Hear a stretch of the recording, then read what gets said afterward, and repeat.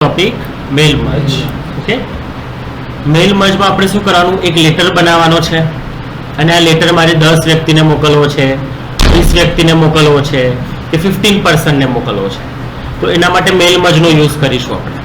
બરાબર, જેમ કે આ લેટર લખેલો છે, જુઓ અહીંયા શું લખેલું છે, સ્ટુડન્ટ નેમ. એટલે ફોર એક્ઝામ્પલ મારી પાસે 50 સ્ટુડન્ટ છે, એ 50 સ્ટુડન્ટને માટે ઇન્ટર્નશિપ માટે કોલેજમાંથી કોઈ કંપનીમાં મોકલવા છે, તો હું કોલેજનું કોલ લેટર સાથે મોકલીશ અથવા રેફરન્સ લેટર.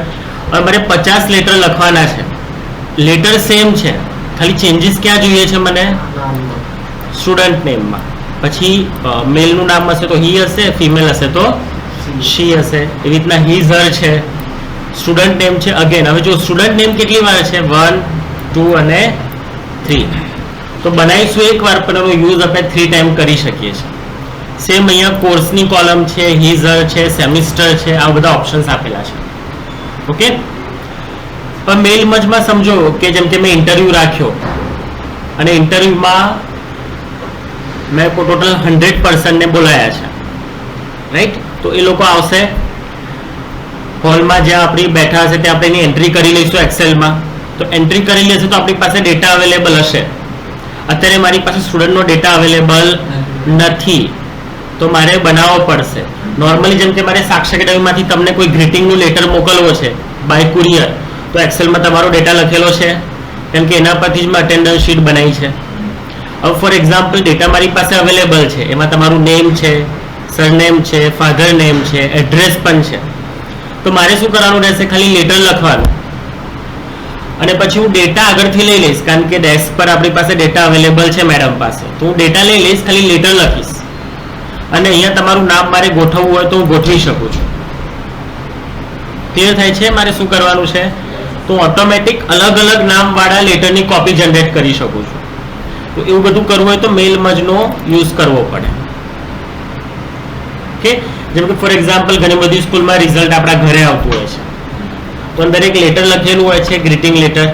તો એ લેટર તો સેમ જ આવે છે બધાને, ખાલી નામ અલગ હોય છે અને સરનેમ અલગ હોય છે. તો હું લેટર 50 વાર નહીં લખું, કારણ કે સ્કૂલમાં જો સ્ટુડન્ટ જોવા જઈએ તો 100-200 હશે એક સ્ટાન્ડર્ડમાં, તો 100 ટાઈમ લેટર તો નહીં ટાઈપ કરું. તો મેલ મર્જનો યુઝ કરીએ તો automatic 100 time letter copy paste થઈ જાય અલગ અલગ નામ સાથે.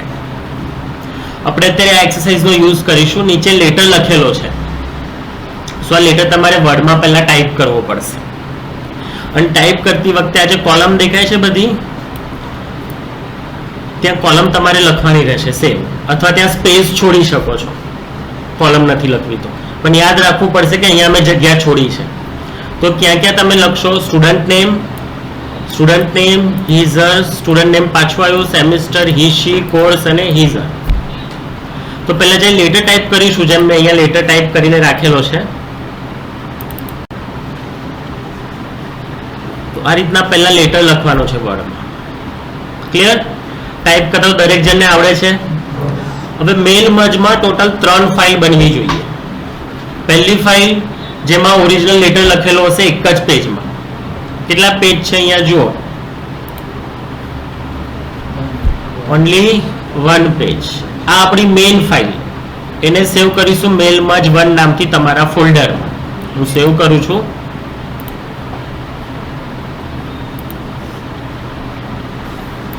ડિઝાઇનમાં મારા ફોલ્ડરની અંદર અહીંયા નામ આપું છું મેલ મર્જ 1, એટલે કે મેલ મર્જની પહેલી ફાઇલ. આ કરી લીધું સેવ. સિમ્પલ ટાઈપ કરવાનું છે અને સેવ કરવાનું અને આને ક્લોઝ કરી દેવાનું. હવે આપણે એક્સેલનો યુઝ કરવો પડશે. કેમ? કારણ કે આપણી પાસે ડેટા અવેલેબલ નથી, તો ડેટા બનાવવો પડે. ડેટા મેનેજમેન્ટ માટે સોફ્ટવેર કયું? એક્સેલ. વર્ડમાં કોઈ દિવસ ડેટા બને નહીં. એક્સેલ આપણું નેક્સ્ટ ટોપિક હશે, ડિટેલમાં શીખીશું એ. અત્યારે ખાલી એટલું યાદ રાખવાનું કે ડેટા ક્યાં બને, ઓલવેઝ એક્સેલમાં. ચલો હવે એક્સેલ ઓપન કરીએ. આનું કામ ખબર પડી ગઈ શું કરવાનું છે? હવે લખીને એને ક્લોઝ કરી દો. હવે આપણે ઓપન કરવાનું એક્સેલ. એક્સેલનો સ્પેલિંગ ઈ થી સ્ટાર્ટ થશે, EXCE, અને એને ઓપન કરી લો. આવી ગયું? આની અંદર આપણે લેવાનું છે બ્લેન્ક વર્કબુક. હવે જો આપણે વર્ડમાં ટેબલ બનાવ્યું એ જ પ્રમાણે સેમ અહીંયા ટેબલ બનાવવાનું છે, પણ આપણે હેડિંગ્સના જે નામ છે થોડા અલગ આપીશું. હવે હેડિંગના નામ ક્યાંથી મળશે? આ રહ્યા. પહેલું છે હેડિંગ સ્ટુડન્ટ નેમ, તો આપણે અહીંયા ટાઈપ કરીશું સ્ટુડન્ટ નેમ. ઓકે, અહીંયા જો કોલમની બહાર જાય છે, એ અને બી કોલમ છે એની બહાર જાય છે થોડું, દેખાયું? તો એ અને બી ની વચ્ચે જુઓ ડબલ એરો દેખાય છે. તો ડબલ એરો દેખાય એટલે ક્લિક કરીને તમે આ બાજુ મૂવ કરી શકો છો. થઈ ગઈ સાઈઝ મોટી? ઓકે, સ્ટુડન્ટ નેમ પછી શું છે આપણું? અગેન સ્ટુડન્ટ નેમ, તો એ નહીં બનાવવાનું. પછી શું છે? હિઝ હર, તો આપણે અહીંયા બનાવીએ હિઝ હર, હિઝ ઓબ્લિક હર, બાજુમાં મૂવ થઈ જઈએ. એના પછી શું છે? અગેન સ્ટુડન્ટ નેમ, તો નહીં બનાવીએ. હવે શું આવશે? સેમિસ્ટર.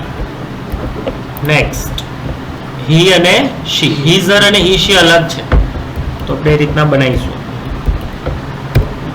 નેક્સ્ટ કોર્સ, રાઈટ, તો અહીંયા આપણે બનાવીશું કોર્સ. પછી શું આવ્યું? હિઝ હર. હવે હિઝ હર ઓલરેડી છે તો આપણે એ નહીં બનાવીએ. ક્લિયર થાય છે? ઓકે, હવે આપણે અહીંયા નામ લખીશું સ્ટુડન્ટ, તો આપણે રેન્ડમલી આપી રીતના નામ લખી શકીએ.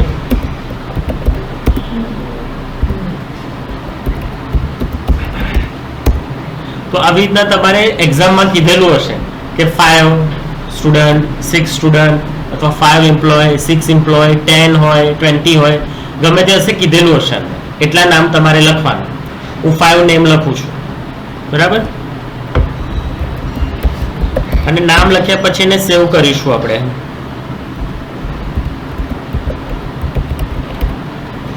મિક્સ નામ લખી શકો છો તમે, જે પણ તમને ફાવે તમારા નામ લખી દેવાના, બરાબર? હવે અહીંયા નામ લખ્યા પછી અહીંયા આપણી પાસે અવેલેબલ છે હિઝ હર. હવે એક્સેલમાં કેવું હોય છે કે ઉપર જે લખેલું હોય એ જ સેમ સ્પેલિંગ નીચે લખો તો ઓટો ફિલ થઈ જાય. એટલે ફોર એક્ઝામ્પલ અહીંયા હું લખીશ હિઝ, તો જો એચ દબાઈશ ઓટોમેટિક પાછળનું ફિલ થાય છે. તો આપણે શું કરવાનું? આખો સ્પેલિંગ લખવાનો અને સ્પેસ બાર દબાઈ દેવાનો. થઈ ગયું? સેમ અહીંયા પણ હિઝ, જો થઈ ગયું. બંધ આવવાનું એટલે એન્ટર નહીં આપી દેવાનું, સ્પેસ બાર દબાવવાનું. અહીંયા પણ હિઝ ને નીચે હર લઉં છું. ઓકે, પછી સેમિસ્ટર છે, તો આપણે રીતના ફર્સ્ટ, સેકન્ડ, થર્ડ જે બી સેમિસ્ટર હોય, કારણ કે લેટરમાં જુઓ સેમ લખેલું છે પછી પાછળ સેમિસ્ટર લખેલું છે. તો જો આખું લખીશ ફર્સ્ટ સેમિસ્ટર તો વંચાશે શું? ફર્સ્ટ સેમિસ્ટર સેમિસ્ટર, બે વાર વંચાશે. એટલા માટે આપણે ખાલી શું લખીશું અહીંયા? First, second, first, third semester, again first semester. પછી અહીંયા આપણે લખીશું, જો હવે એચ દબાઈશ એટલે શી પણ આવી જશે પાછળ. તો ના આવે તો એન્ટર આપી દેવાનું, કારણ કે એને આગળથી આપણે કમાન્ડ આપી દીધો હતો એટલે એને ખબર પડી ગઈ. અને અહીંયા પછી કોર્સ લખીશું, જેમ કે બીકોમ લખું છું, આનું પણ બીકોમ રાખીએ. અલગ અલગ લખી શકો તમે. એમકોમ, પછી બીએ, પછી બીસી. ઓકે, થઈ ગયું? હવે આપણે આને સેવ કરવાનું છે. આ કઈ ફાઇલ થઈ? Second file. ફાઇલમાં ગયા, સેવમાં ગયા, બ્રાઉઝ. પોતાના ફોલ્ડરમાં કરજો, કારણ કે જો ફાઇલ ખોવાઈ ગઈ તો પાછી બનાવવી પડશે. એટલે વ્યવસ્થિત પોતાના ફોલ્ડરમાં સેવ કરજો. જો અહીંયા વર્ડની ફાઇલ ના દેખાય, તમે એક્સેલમાં કામ કરતા હશો તો વર્ડની ફાઇલ ત્યાં છે, મેલ મર્જ 1, બટ એક્સેલમાંથી વર્ડની ફાઇલ ના દેખાય. આપણે આપણી રીતના સેવ કરી લેવાનું. મેલ મર્જ, જો દેખાયું નીચે નામ કે ત્યાં અવેલેબલ છે, આપણે આપીશું 2, કારણ કે આ સેકન્ડ ફાઇલ છે, અને સેવ કરી લેવાનું. આટલું ખબર પડી ગઈ? ક્લિયર છે કે ફરી સમજાવું? ઓકે, તો અહીંયા આપણી પાસે બે ફાઇલ અવેલેબલ છે. હવે ડી ડ્રાઈવમાં જો આ મેલ મર્જ 1, જેમાં શું છે? લેટર લખેલો છે. ઓકે, પછી એક્સેલની ફાઇલ છે. ઓકે, આગળ બતાવું? થર્ડ સ્ટેપ લાસ્ટ સ્ટેજ છે. હવે આપણી પાસે ડેટા પણ અવેલેબલ છે, લેટર પણ અવેલેબલ છે, એટલે પાછું હવે મેલ મર્જ ફાઇલ 1 ઓપન કરવાની, ફર્સ્ટ ફાઇલ. ઓકે, ઓપન કરી લીધી, સ્ટેપ યાદ રહી ગયા, પહેલા વર્ડ, પછી એક્સેલ, પછી પાછું પેલી વર્ડની ફાઇલમાં આવી જવાનું. હવે જે પેમ્પલેટમાં સ્ટેપ લખેલા છે એ તમારે ફોલો કરવાના છે. અહીંયા મેં હાઇલાઇટ કરીને મૂકેલા છે. સ્ટેપ 1, સ્ટેપ 2, સ્ટેપ 3, સ્ટેપ 4, 5 અને 6. હવે હું જેવું બોલું છું એ પ્રમાણે યાદ રાખવાનું, એને ગોખતા નહીં. સ્ટેપ 1 થી અહીંયા જુઓ સ્ટાર્ટ લખેલું છે અને અહીંયા લખેલું છે ફિનિશ. સ્ટાર્ટ થશે અને ફિનિશ થી એન્ડ થશે. જુઓ આપણે જવાનું છે મેલિંગમાં. કન્ડિશન શું છે? લેટર લખેલો હોવો જોઈએ અને ડેટા પણ અવેલેબલ હોવો જોઈએ. હવે મેલિંગમાં ગયા, મેલિંગમાં આવશે સ્ટાર્ટ મેલ મર્જ. આપણે આમાંથી શું લખેલું છે? લેટર. એટલે આપણે લેટર પર ક્લિક કરીશું. લેટર પર ક્લિક કરશું એટલે થોડું બ્લિંક થશે, એટલે સમજી જવાનું કે ઇફેક્ટ એપ્લાય થઈ લેટરની. તો અહીંયાથી સિલેક્ટ કરીશું લેટર. જુઓ થયું બ્લિંક, એટલે લેટરની ઇફેક્ટ આવી ગઈ. Next select recipient. રિસિપિયન્ટનો મિનિંગ થાય ડેટા, સ્ટુડન્ટનો જે ડેટા આપણે લખ્યો એ. તો અહીંયા હું પૂછે છે પહેલો ઓપ્શન કે ટાઈપ અ ન્યૂ લિસ્ટ. શું તમારે નવો ડેટા બનાવવો છે? ના. થર્ડ ઓપ્શન છે શું તમારે ઓનલાઈન ડાઉનલોડ કરવો છે? તો નહીં. અને સેકન્ડ ઓપ્શન છે એક્ઝિસ્ટિંગ લિસ્ટ, એટલે કે શું તમે બનાવીને મૂકેલું છે? એક્ઝિસ્ટિંગ એટલે બનાવીને મૂક્યું છે, અવેલેબલ છે. સો આપણે યુઝ શું કરીશું? Existing list, second option. હવે તમે જે ફાઇલ સેવ કરી હતી તમારા ફોલ્ડરમાં એ ડેસ્ટિનેશન પર જઈને ફાઇલ સિલેક્ટ કરવાની. એટલા માટે મેં કીધું કે જો ખોવાઈ ગઈ ફાઇલ તો કશું નહીં થાય પછી. તો આપણે ડી ડ્રાઈવમાં જઈશું, આપણા ફોલ્ડરમાં ગયા, કઈ ફાઇલ સિલેક્ટ કરવાની? એક્સેલ વાળી, વર્ડ વાળી નહીં. આપણે વર્ડમાં કામ કરી રહ્યા છે, આપણે ફાઇલ સિલેક્ટ કરીશું માઇક્રોસોફ્ટ એક્સેલ વાળી ફાઇલ. ઓકે. અને જેવું ઓપન કરીશ એટલે એક શીટ 1 લખેલું આવશે. જુઓ આવી ગયું શીટ 1. આપણે શું કરવાનું? ખાલી ઓકે. અત્યારે જુઓ આ બે ટૂલ એક્ટિવેટ દેખાય છે અને આ બધા જુઓ ડીએક્ટિવેટ છે. પણ જેવું ઓકે કરીશ એટલે એક્ટિવેટ થશે. જુઓ થયું? એનો મતલબ કે ડેટા આવી ગયો છે વર્ડની ફાઇલમાં. એક્ટિવેટ નથી થયું એનો મતલબ ડેટા આવ્યો નથી. હવે શું કરવાનું છે કે આ જે કોલમ્સ બનાવેલી છે એને રિપ્લેસ કરવાની છે. કોના જોડે? આપણી ફિલ્ડ જોડે. સ્ટેપ શું હતું? Letter, use existing list. હવે થર્ડ સ્ટેપ છે, જુઓ અહીંયા લખેલું છે ઇન્સર્ટ મર્જ ફિલ્ડ. એમાં ઉપર બોક્સ પર ક્લિક ના કરતા, નહીં તો અટવાઈ જશે. આ સેમ ફિલ્ડ તમને અહીંયા મળી જશે, નીચે એરો છે એનામાં દેખાયું સ્ટુડન્ટ નેમ. તો જ્યાં જ્યાં સ્ટુડન્ટ નેમ લખેલું છે એના પાછળ અહીંયા ક્લિક કરો અને સ્ટુડન્ટ નેમ લખેલું છે એને ડિલીટ કરો. આ આપણે શેના માટે લખ્યું હતું? આપણને હેલ્પ મળે કે હા અહીંયા એડ કરવાનું છે એના માટે. મેં કીધું હતું ને અહીંયા સ્પેસ પણ છોડી શકો છો આ રીતે, બટ આપણે કોલમનું નામ લખીશું. તો અહીંયા આપણે લઈએ સ્ટુડન્ટ નેમ, પછી બીજું સ્ટુડન્ટ નેમ ક્યાં છે એ પછી જોઈએ, પહેલા આને ડિલીટ કરી દઈએ. અહીંયા શું એડ કરવાનું છે આપણે? His her. આ આવી ગયું હિઝ હર. એના પછી again student name, student name add કરો. એના પછી પાછું આવ્યું સ્ટુડન્ટ નેમ. તો અહીંયા આપણે એડ કરીએ સ્ટુડન્ટ નેમ. પછી અહીંયા આવ્યું સેમિસ્ટર, તો અહીંયા આપણે લઈ લઈએ સેમિસ્ટર. પછી છે હી શી, તો અહીંયા આપણે એડ કરાવીએ હી શી. અહીંયા કોર્સ, અને અહીંયા લાસ્ટ ઓપ્શન હિઝ હર.